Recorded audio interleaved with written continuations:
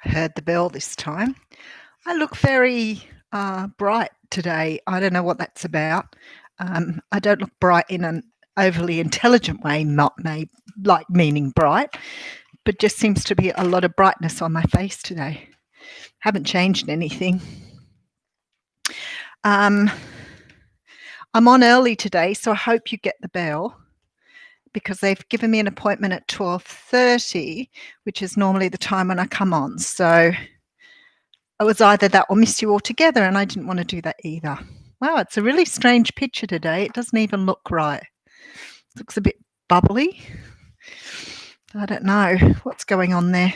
Not very good reception. Not quite sure. So I'll start to shuffle up and just hope a few of you come on. If not, I'm sure people will catch up on me later. But I'm going to draw you a card from the Wisdom of the Hidden Realms Oracle deck.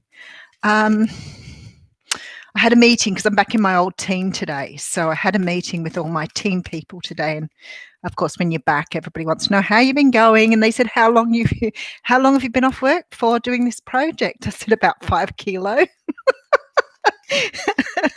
Oh, sorry, I cracked myself up. I thought it was really funny because that's how much I've gained in weight in 3-4 months? 4 months. 4 months, I think, or close to 4 months. Now we have the Rainbow Prince coming out here. It's really bad reception today. It's very strange looking. I don't know why. Interesting. Anyway, I'm not going to brew on it. 26 for the Rainbow Prince. Let's read you what he's telling us today. His main themes are compensation and perseverance. So a bit shiny, isn't it? I know what it might be. I bet it's because I haven't got the overlit headlight on. Hang on.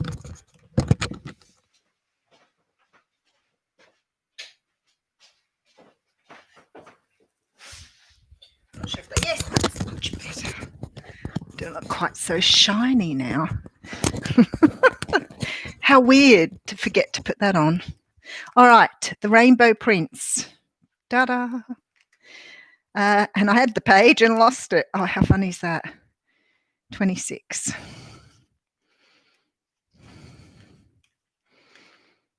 Obviously, the bell didn't go off for everybody.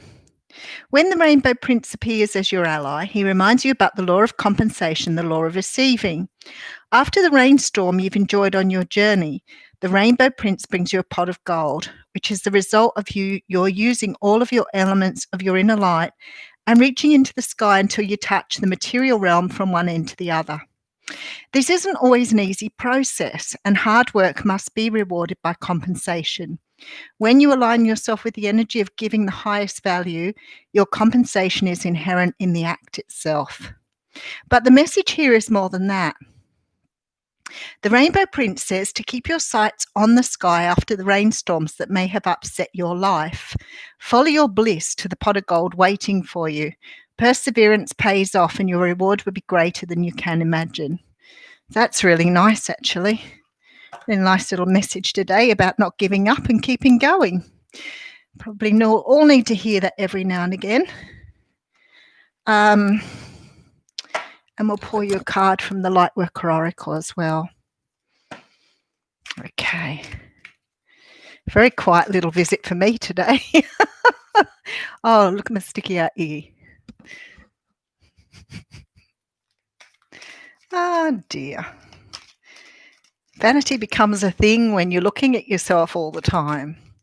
No wonder people worry about it so much. At least I don't have to have my whole body on display. Okay, so we have Divine Grace, the law of efficiency. And she is the card 32. I wonder if she'll resonate with the other one, because that's what's been happening lately.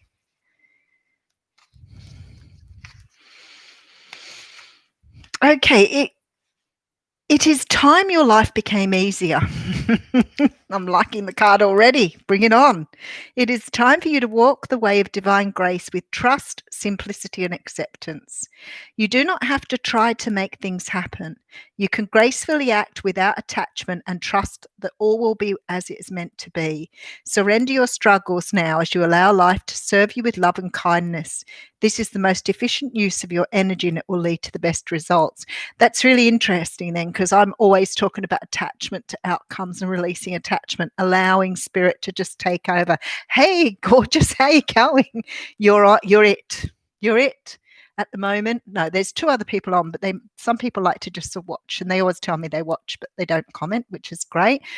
A couple of people have said they can't comment. So, okay, so this card here is about standing back to receive. So they're saying here that you've put in the energy, stand back and receive. So yes, it's very similar to the first card. It talks about working smarter rather than working harder. And, I always say to you, this idea of sort of trying is a problem. Yeah, let go and let God. Both these cards have said that today. So it's about letting go of attachment, outcome, or an outcome in a particular way that you want it rather than an outcome. So just trust. If you're asking for something, then you have to let the universe unravel it in a way that's right. And to be honest with you, you rarely get it exactly as it works out anyway. And if you do get it, it's sort of like a nice surprise then. And the only thing they're asking you to do here is to understand that there is, a natural flow to the universe. Things happen in divine timing, which we all know, and allow things to happen in the most graceful and easy way, rather than fighting for it, rather than putting yourself into that state of really trying to manifest. So it's about not working against the tide and taking the path of least resistance. Hey, Joanne, how you going? You're calling me a lady again, Scott? I'm really offended by the word lady. I'm not a lady. I'm a woman. So lovely women would do it. And my first day at work, Joanne, they put an appointment in for me at 12:30, which is normally the time I go online. So that's why I'm on a little bit earlier today. But I didn't really hear the bell go off. So not really sure if you got the bell or not. So let's just talk about this idea of letting go and allowing the universe. If you are thinking about something nonstop, and I know you will understand what I'm saying here. If something's troubling you and you're in your head about it all the time, or you're desperate to get an outcome and you're thinking about it constantly, what happens is you end up getting really exhausted. And sometimes when people come to me for a reading, or I'm talking to people, they will say to me, I am so tired. And I'm like, that's because you're stuck in your head thinking about things. That is why I'm a big advocate for meditation and finding that space between your thoughts. Because if you can find the space between your thoughts, you will be able to relax for a little while. Now, I know that sometimes doing certain things will help you do that, and other times just being quiet will do that. So, for example, sometimes taking a nice hot bath, or just sort of taking time out in that regard. Some people find doing things, walking, doing sport, being active is really helpful for them. So just be really, yeah, I guess mindful in that regard.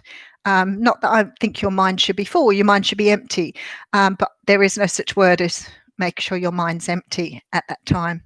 But do make sure that you have downtime doing something else. That's why it's so much better when we distract ourselves.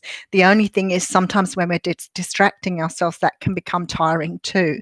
So distracting yourself doing something that will allow your mind to just be quiet just for a few minutes. But that's why you get mentally tired. Now, if you do that all the time, you get into the habit of what they call adrenal fatigue. And what adrenal fatigue is, it means that you have produced too much adrenaline by the overthinking. And then what happens is you get tired because you have no more adrenaline for your drive. So that can make you feel extremely tired too. And that's really hard to sort of put back into your body. And that's sort of like the latter stages of it. So just be aware of how much it's exhausting your body by overthinking, and look for things to help you sort of release. So when the universe is asking you to sort of stand back, what they're saying is you've asked for what you wanted. Now you just have to leave it up to them. You can't keep chasing it all the time. Worry is not going to help you. Overthinking it is not going to help you. It doesn't make things come in any quicker. And I do have people say that, well, if I'm not thinking about it, how does the universe know? Well, if you ask for it once, the universe knows. It just may not happen in the time frame you want it. You may have to be patient. Could take a little while, could take a long while. But you have to trust that it will happen.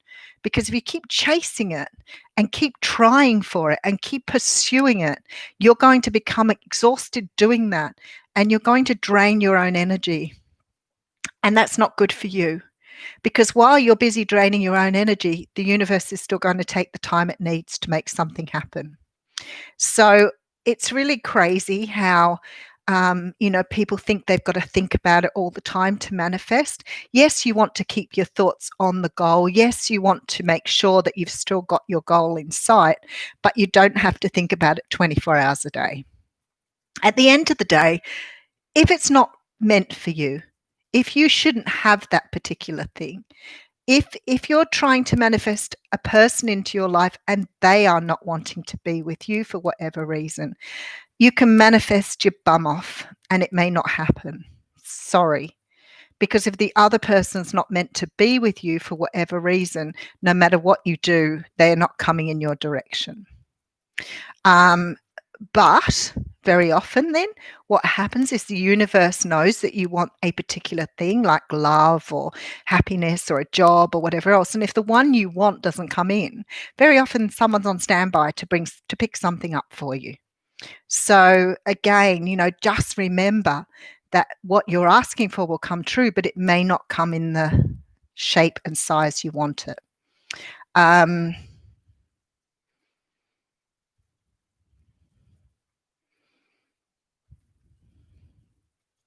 Yeah, absolutely, Joanne. You're not manifesting then, Scott. Because if you manifest, you would ask for it and then you would stop thinking about it and just trust. And if the universe is going to bring that person back to you, they'll come back to you. But you can't keep manifesting. It doesn't work that way. So if you're constantly thinking about it, you're constantly talking about it, you've constantly got it on your mind, you haven't let it go. And the whole idea is you need to let it go once you've asked for it. Because if you're not letting the energy go, you're still clinging on to it. It will make you tired. It will be very difficult for you to maintain composure. And the chances are pretty good it's going to take exactly the same amount of time. So it all depends on what your person's doing, whether they have the same dreams and desires as you do, whether you are actually meant to be together in terms of the universe.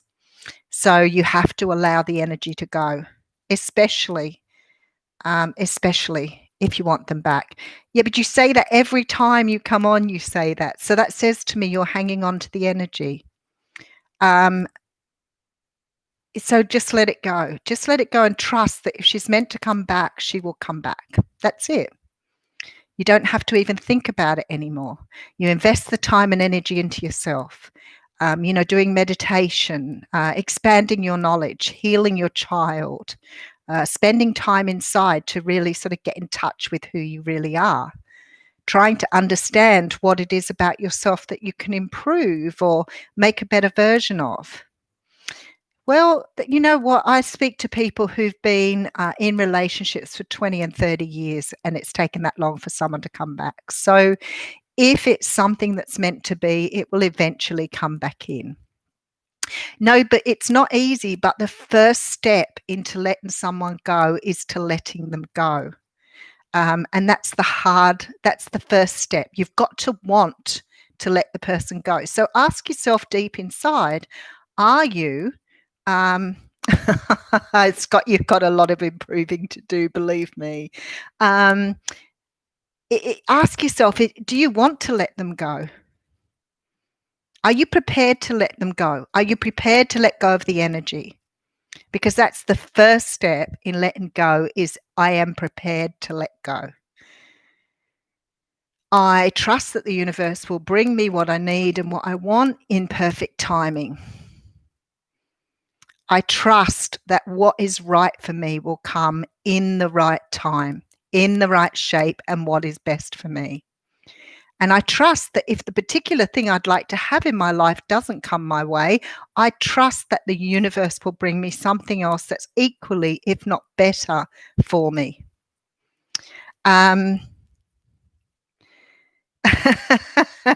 You have, honey, you have.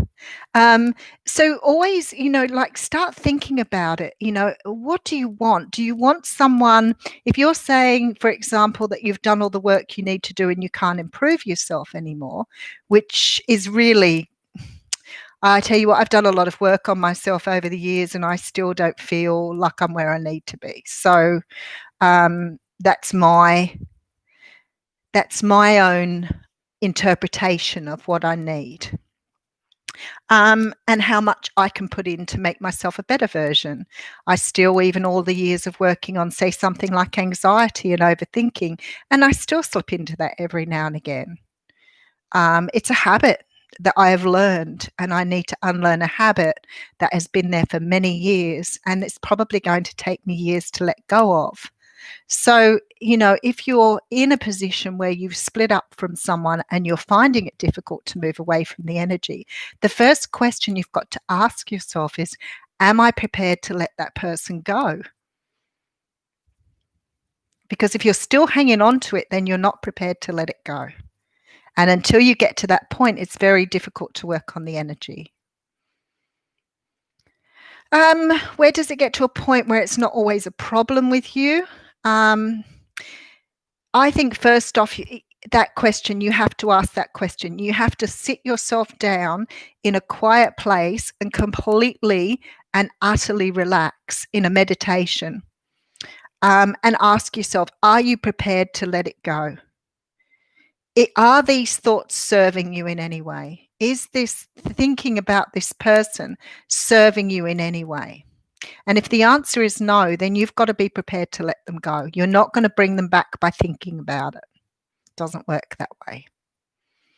So if you're going to spend a lot of time, epiphany, if you're going to spend a lot of time thinking about someone, and putting all your energy into them, then the energy between you and that person, whether you're with them or not, in the 5D at soul level, okay, you're putting all that energy into a person. What are you getting back? What are you getting back? Are you getting something back here? And if not, then you're exhausting yourself for absolutely nothing. Absolutely zero. So then you have to ask yourself, is this serving me? Is this serving me, exhausting myself, draining myself, and doing without this? Is this serving me now? And if the answer is no, that is the first step. And then you can start the healing process. Hey, Josephine, how you going? That's it. That's where you've got to start. Once you get to that point and you understand that overthinking and that focusing on something, is not serving you, then I guess then the focus has to be, well, okay, there is an issue here with me feeling this way. Why is it I have such a strong attachment to someone? Where does this attachment come from and how does it develop? So I always suggest to people to go back and have a look at abandonment issues, attachment issues. You can Google all those on the internet, and sort of understand what that feeling is that you're attached to that person. Now, a healthy person doesn't have that, okay? And I know that sounds funny, I'm saying healthy, because we all think we're healthy. But there's something in our childhood that has made us cling to something that we think is more important than us because we're putting so much energy into it. So why are we investing all our time and energy? Because we think that person is important to us and we think we'd be better with that person in our life. So if we don't have the person in our life, then what? We don't think that we're complete. We don't think we're whole. that we can't be loved by ourselves. So then you have to ask those questions. And understanding your childhood stuff through abandonment issues and attachment issues. Now, with abandonment, sometimes people say to me, well, I wasn't abandoned. Well, it may not be that you see yourself as having parents that walked off and left you, but you may have had what we call a cold parent or an unengaged parent or a parent that worshipped you rather than allowing you to be what you needed to be. So somehow or another, you've not learned to self-soothe. Now, if you have children, you all know about self-soothing, okay? So when a child is crying, we leave them just for a little bit of time to allow them to understand how to soothe themselves.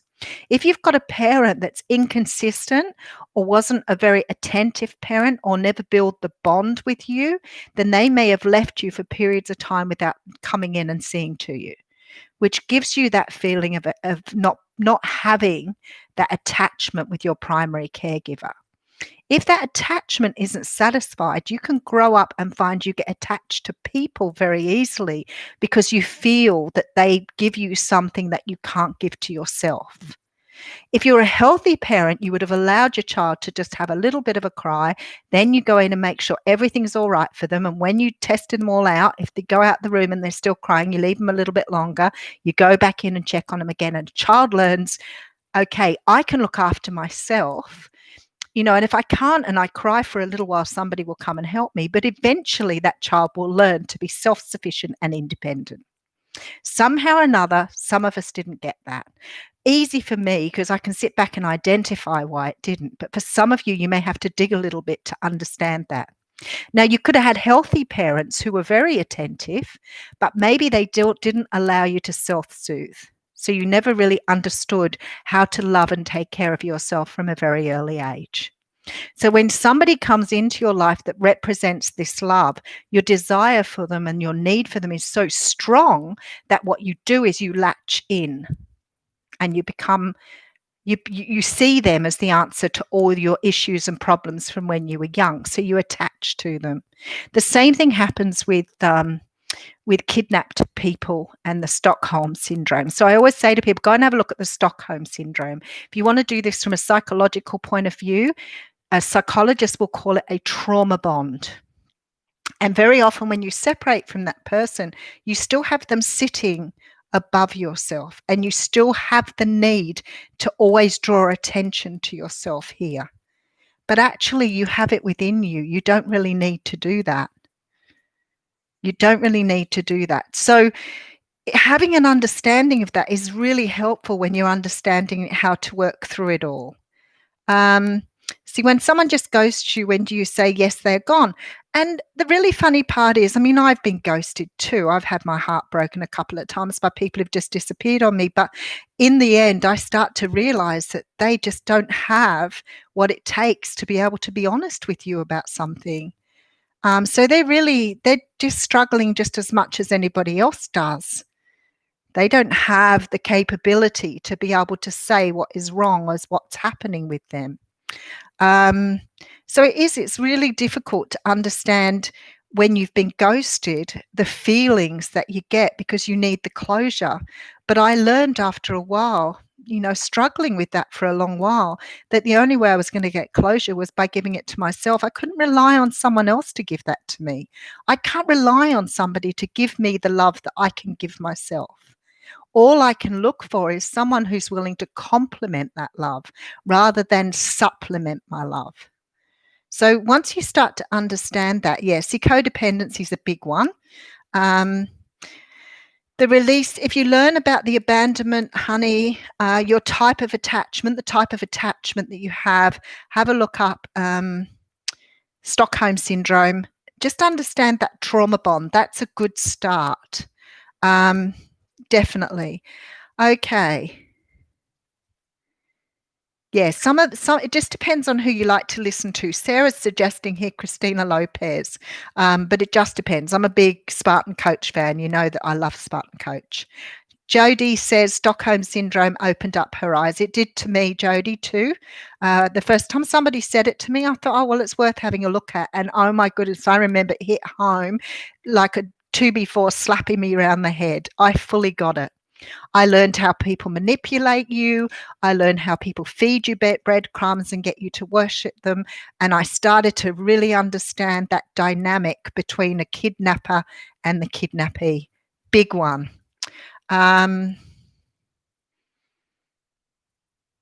Yeah, but you can't rely on other people, honey. This is about relying on yourself. That's the whole journey here, is understanding that once you get to a certain point, you don't need to have that from everybody else. It's lovely to have, but you don't need it anymore. It's like a bonus. When someone does something nice, it's a bonus. You don't need it. And you have to be in that place. And I've done a lot of work to get to that place. I'm not saying people don't disappoint me. Please don't get me thinking that I'm not disappointed by people. But now when I walk away, or now when I give something up, I know it's for good reason. It may still hurt, doesn't hurt for too long anymore, which is the main thing. Journaling helps. Yeah. Oh, crying's always good. Crying is your own catharsis. That's what it's there for, to release emotion. Keeping emotions inside of you is not healthy. We know that. Rejection is spirit's protection. You know what? Sometimes I think it is. Sometimes when I've looked at people that have, done the wrong thing by me, I think if I'd have stuck around for much longer, I would have been in serious trouble. I actually disagree with you, Josephine. I actually think the older I've got, the softer I've got, because I'm more willing now to let people in than I ever was. And I'm happy to let people into my life now. I was never like that. I was always overprotective of myself. But now I can be completely vulnerable with people because I know my boundaries are healthy and I can just be who I am and not be scared anymore. I don't need to wear a mask. I'm not going to get hurt because I know where someone else finishes and I start. I'm not confused about that anymore. So that is probably one of the things that I've learned harder than anything. Rude awakening. I'm happy alone. I don't deny that. I'm completely happy by myself. I do not have an issue being by myself.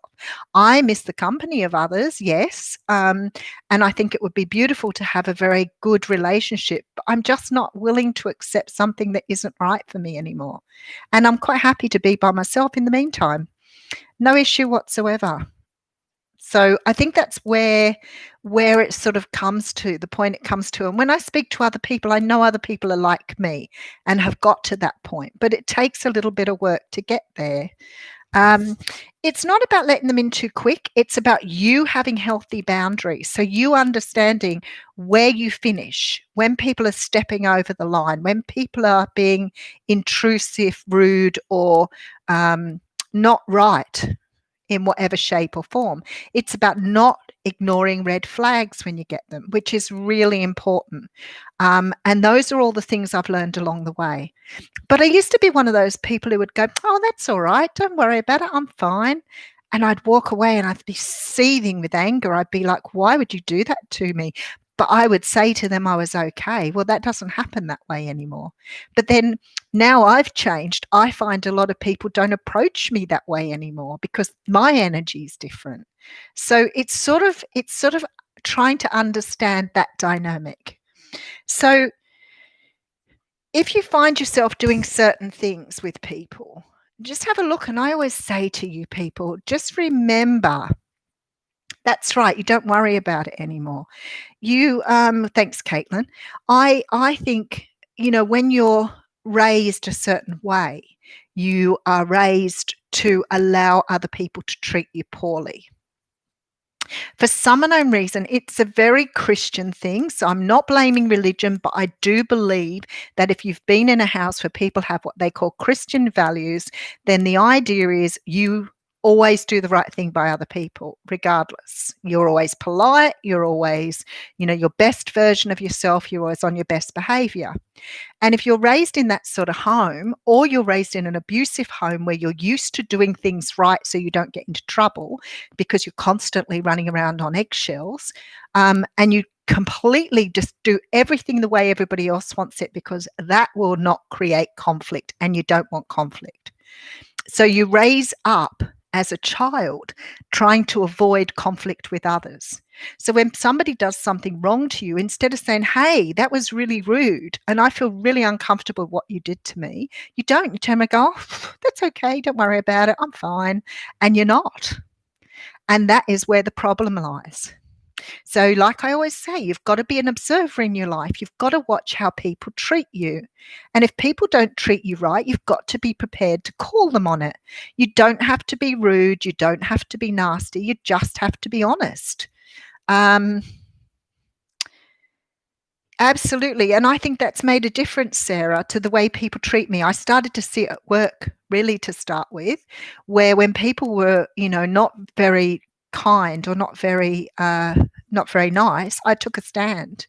And then after a while, people never did it anymore. But not just the people that done it to me, other people, because your energy changes. You're prepared to say what you feel. You're prepared to be honest.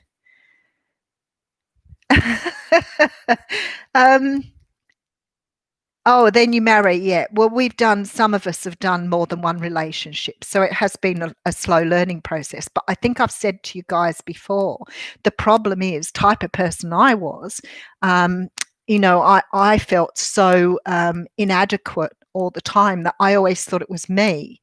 So when I had problems or issues with a person, I just automatically thought it was me. I believed I was broken. I believed that somehow along the way I just wasn't good enough. So I just kept giving in all the time. And then towards the end of a couple of years ago, when I really, really got on top of it, and I remember going out on a couple of dates and just having the biggest red flags I've ever seen. And I said to the guys, you know what? I know what you're trying to do here. Not going to work with me. And that was it for me. I was quite happy with that. So I really have understood how people push your boundaries. And if they push a little boundary and you get a little bit of a red flag and you let it go thinking, okay, not really sure if that was a red flag, we'll just let that go. And what happens is you end up saying to that person, I'm a little bit unsure of where my boundaries are. So therefore, go for it. Give me a hard time. I went out with this guy and he messed me around. We had a couple of dates. Really nice guy. Really liked him. We had a couple of dates, and then all of a sudden he just disappeared from sight. And I thought, you know what? I'm going to do the right thing this time. I'm going to write a little message and say there was no need to ghost me. I'm completely honest. I would have been quite accepting if you'd have said to me, I don't like you. I don't want to see you anymore. I would have been very, very happy with that. Not a problem. If that's your decision, I'm good with that. Anyway, he came back and said, no, I've had all these issues and problems in my life and things have been really hard, blah, blah. And I thought, okay, I'll let that go then. Thinking he'd had a hard time. Maybe he, made a mistake, blah, blah. Anyway, so I went out with him again and then I decided that he wasn't right. Anyway, I waited for him to contact me again and he didn't. But then later on, he contacted me again and I said to him, you know what, you've come back around again. If you want to go out with me again, I will not tolerate you being the same way you were in the beginning. If you're going to mess me around, then we call it quits here. And I never heard from him again.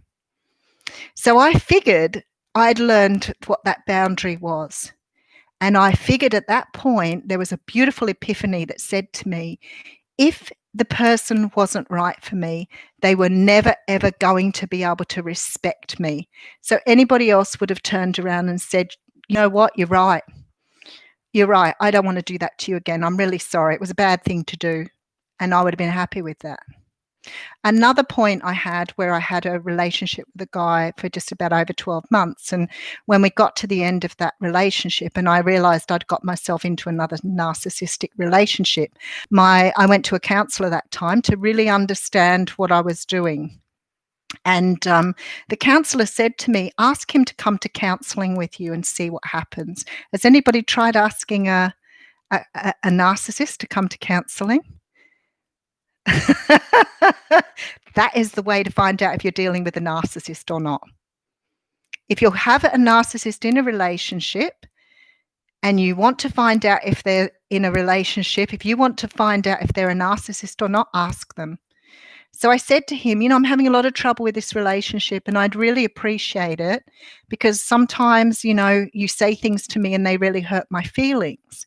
And, I thought it would be really good for us to both go and see a counsellor.